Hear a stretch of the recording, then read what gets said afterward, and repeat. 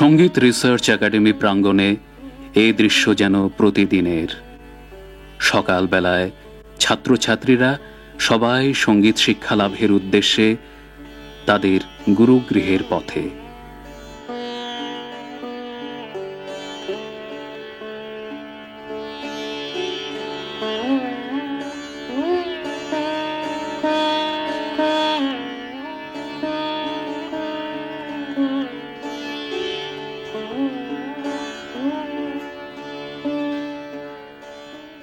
এদের গুরুজি পণ্ডিত এ.টি. কানন।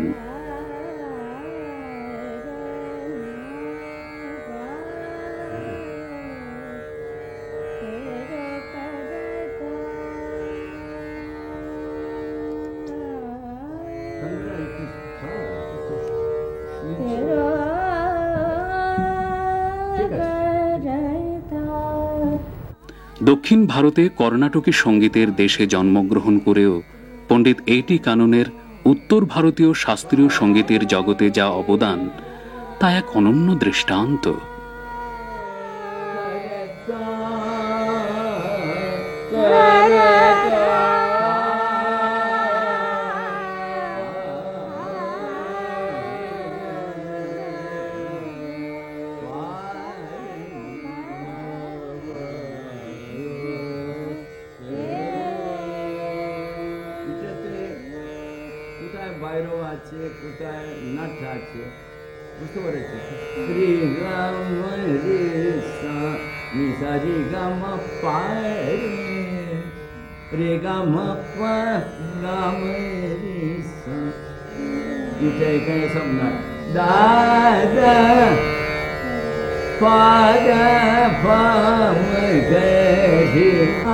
কম্বিনেশন হতে পারে সারে মা সারে মাধা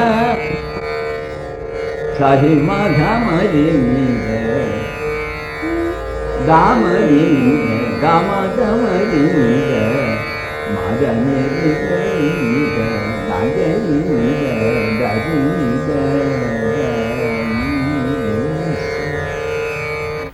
1920 সালে মাদ্রাজের মইলাপুরে এক সঙ্গীতানুরাগী ও ধার্মিক পরিবারে তার জন্ম। ছেলেবেলা থেকেই তার বাবার উৎসাহে বাড়িতে বহু গুণীজন ও সঙ্গীত শিল্পীদের সমাবেশ ঘটত। বিদ্যালয়ের প্রাথমিক শিক্ষার পাঠ চুকিয়ে সেকেন্দ্রাবাদের মেহবুব কলেজে ভর্তি হন তিনি। কিন্তু এখানেও লেখাপড়ার চেয়ে খেলাধুলোয় তার মন ছিল বেশি।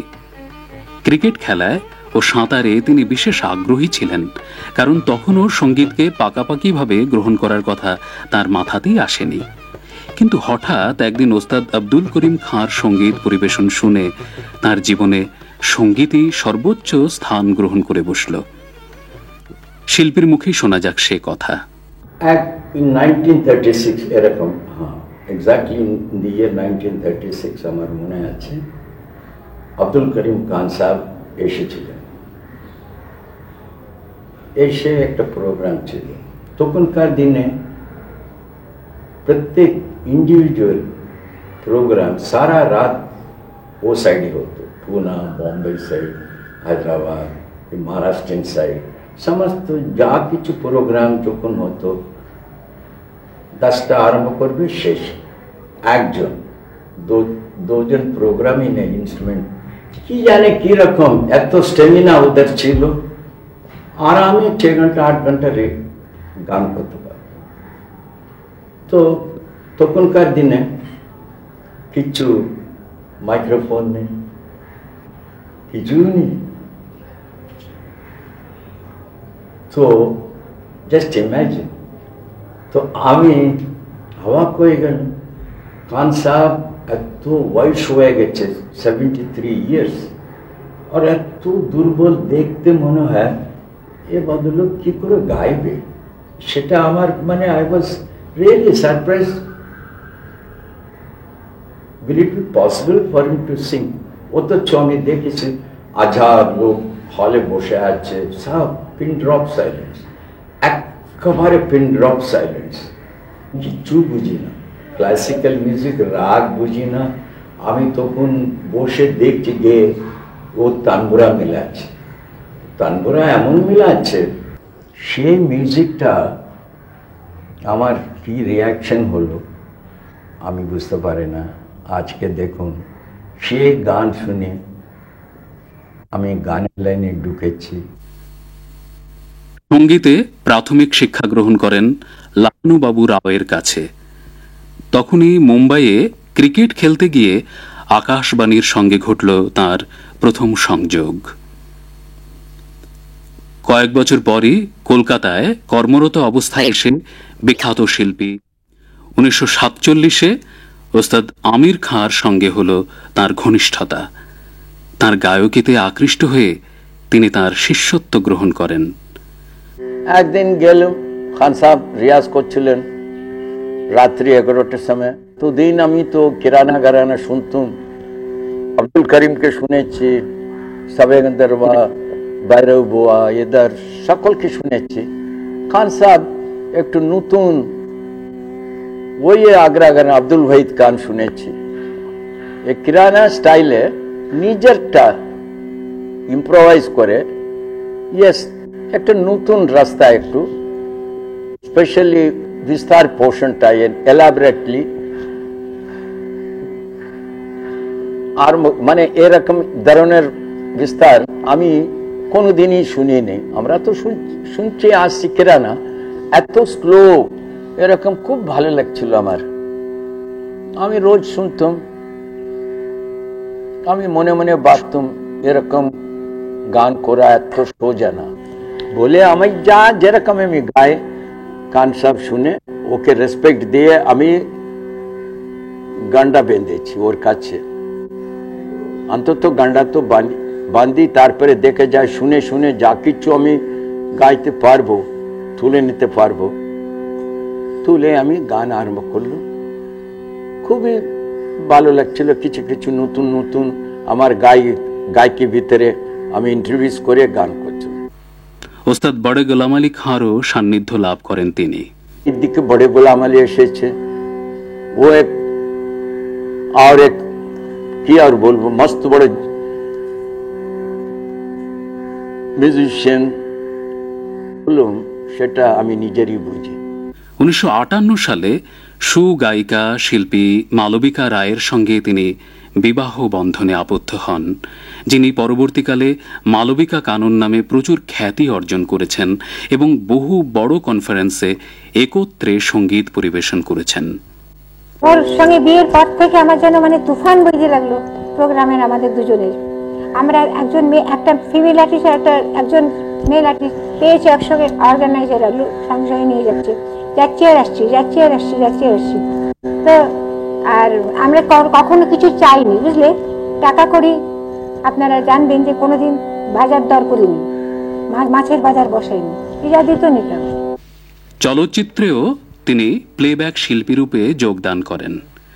উল্লেখযোগ্য ছবি হল মেঘে ঢাকা তারা, বসন্ত বাহার, ঢুলি, যদু ভট্ট, মেঘমল্লার ইত্যাদি। এখন দেখুন ঋত্বিক ঘটক পরিচালিত ছবি মেঘে ঢাকা তারার কিছু অংশ।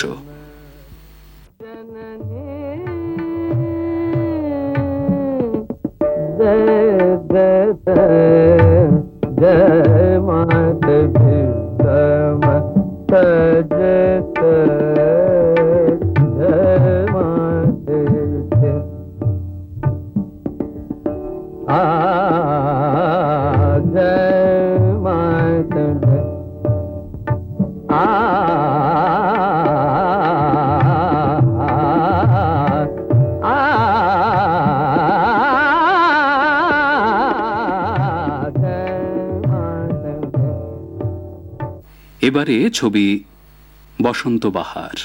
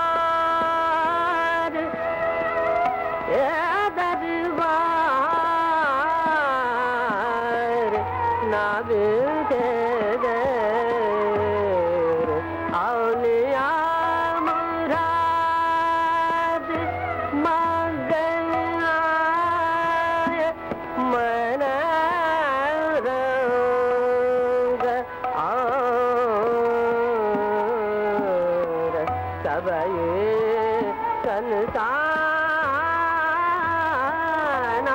के दरबार। উদার মনস্ক, ছাত্রবৎসল, স্নেহশীল পণ্ডিত এটি কানন সঙ্গীত রিসার্চ একাডেমিতে বর্তমানে বহু শিষ্য শিষ্যাদের সঙ্গীত শিক্ষাদানে ব্যস্ত রয়েছেন।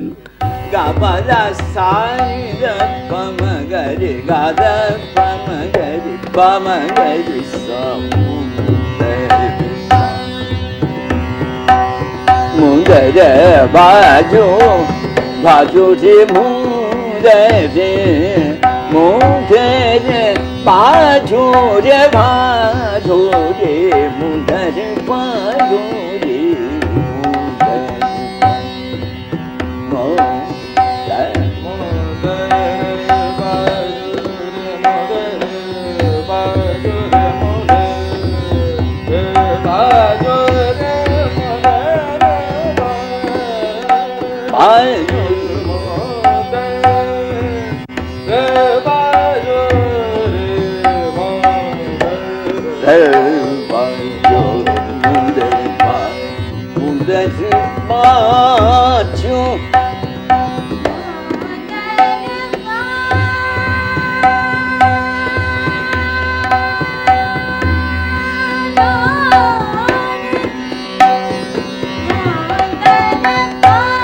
সুরের কাজ করবে ওখানে উপরে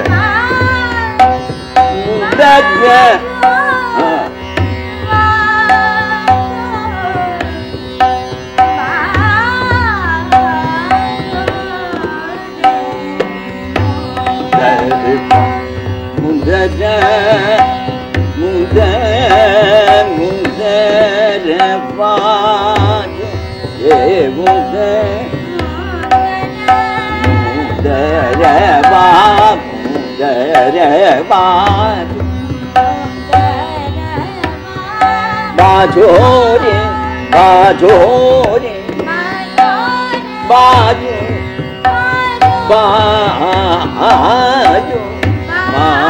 बाजो मुंदरे बाजो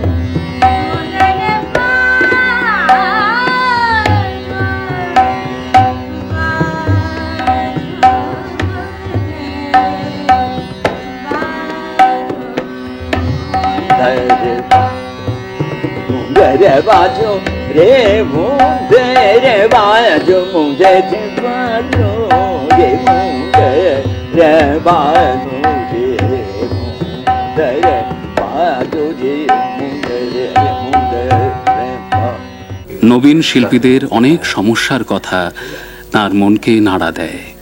এখন আমি দেখছি এখন উপস্থিত মানে অ্যাট প্রেজেন্ট অনেক ট্যালেন্টস আছে, মেয়েরা ছেলেরা খুবই ট্যালেন্টস, তো আমার মনে হয় আমাদের তাকে ভালো আছে, তবে সেরকম ভাবে ওরা রিয়াজ করতে পারছে না, সেরকম স্ট্যান্ডার্ডে আসতে পারছে না, এই জন্যে ওদের ঠিক মতন রিয়াজ হচ্ছে না। কেন? নানা রকম কন্ডিশনে, ইকোনমিক কন্ডিশনে ওদের পেরে উঠছে না, স্টাডিজ এডুকেশন এ সমস্ত নিয়ে। আমাদের টাইমে এত ছিল না বলে আমরা অ্যাডভান্টেজ পেয়েছি। এখন আমার মনে হয় কিছুদিন তার সত্যি এরা এত ভালো ইমপ্রুভ করেছে, কিছু কিছু ট্যালেন্টস ছিল বলে 10-15 বছর 20 বছর শিখে, ছোটবেলা থেকে 5 বছর থেকে শিখে, কেউ কেউ 25 বছরে, মানে 28 বছরে 30 বছরে সমস্ত আর্টিস্ট হয়ে গেছে, এখন বলতে নিয়ে এস্টাবলিশ হয়ে গেছে। তো আর কিছু কিছু ছেলেরা আছে, মেয়েরা আছে, এ বয়সে খুব পার্টস আছে, ওদের ওরা প্রপার এনকারেজমেন্ট যদি পেলে আমার মনে হয় ওরা শিখে। আমাদের টাইমে খুব এনকারেজমেন্ট আমরা পেয়েছি। এখনকার দিনে আমি যা দেখছি কারোর খুব কিছু ব্যাকিং দরকার হয়, কেউ স্পন্সরশিপ করতে হবে, কেউ পিছনে না হলে, কেউ একটা ভালো লোক, এরা চান্স পাচ্ছে না। এরা যদি চান্স একটু আরামে পেলে আমার মনে হয় এরা খুব শীঘ্রই নাম করবে, কেউ 28 ইয়ার্স, কেউ 30 ইয়ার্স, 35 ইয়ার্সে। সেটাই আমি স্ট্যান্ডার্ডটা বলতে নেই, যত রিয়াজ করবে, যত এক্সপিরিয়েন্স হবে, তার ভিতরে থাকলে আমার মনে হয় ওদের মাথা যত এক্সপিরিয়েন্স হলে ম্যাচুরিটি আসে, তারপরে গানটা অন্যরকম চেহারা হয়ে যায়। সেরকমভাবে আমাদের আগেকার দিনে ছিল, সেরকমই আশা করি ভবিষ্যতে।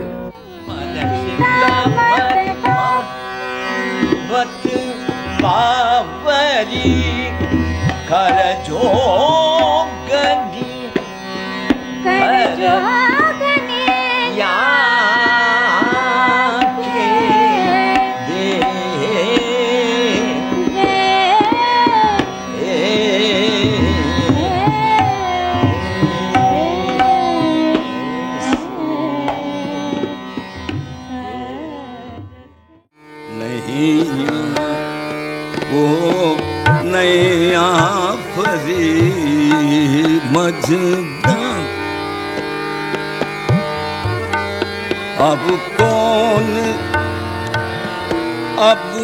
कौन लगावे पार रे, अब कौन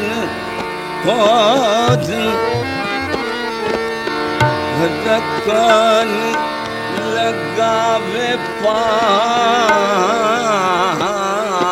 रे, नहीं यहाँ परी बजना,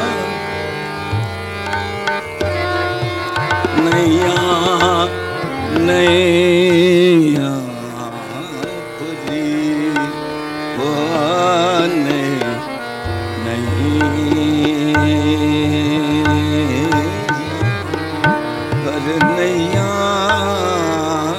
परी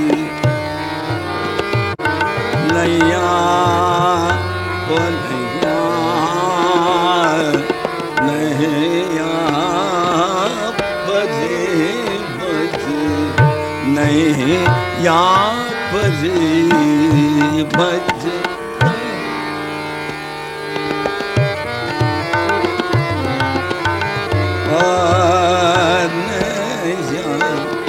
हर यहाँ पर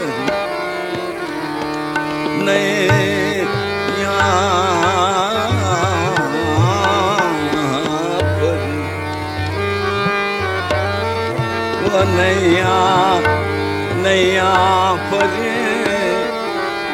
नैया पर मजेदार रे, नहीं यहाँ पर मजेदार,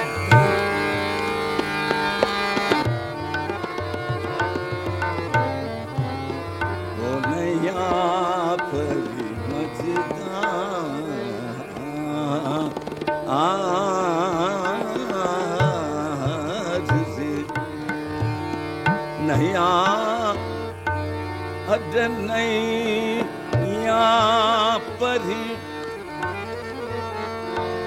नैया परी मजेदार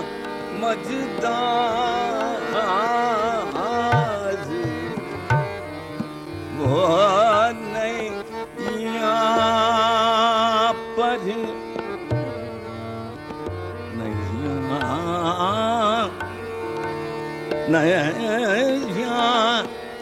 नैया परी नैया परी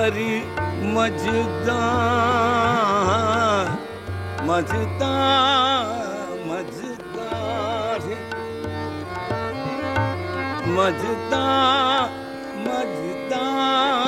रे, नैया परी, अरे नैया परी मजेदार।